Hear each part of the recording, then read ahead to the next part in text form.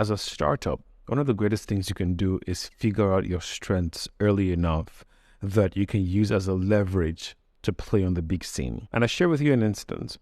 When David was going to bring Goliath down, Goliath is a 10-foot tall soldier who has trained all his life. And he had one other guy holding onto his shield and then his sword. His sword was probably David's entire height.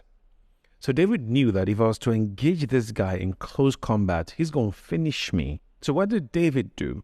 David went to the river brook and picked up 5 smooth stones. And by the way, why 5 smooth stones? Because Goliath had 4 other brothers. So just in case he finishes one, the other ones come, give the remaining 4 of them, right?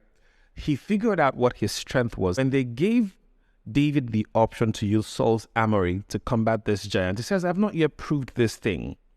Only start up with what you have proved and can prove. Don't try to be like every other person in the market. Find your strengths. David started with a stone but finished with a sword. It's going to get to the point where you can now begin to use a sword, but don't think of starting out with a sword. If it's stones you have, use that to your advantage first off. So for you now, your stone can be your speed, your stone can be your small size. David knew that if I engage in close combat, it's going to finish me. What did he do? He engaged from a distance with the use of a slingshot. The projectile hit Goliath straight up and he fell down. He didn't see it coming. Goliath obviously wanted a close combat. Just because the industry standard is a certain way does not mean you cannot evolve and innovate. Disruption is necessary. Find your strength and how you can leverage on that strength to disrupt the present market conditions. David started with a stone, finished Goliath with a sword.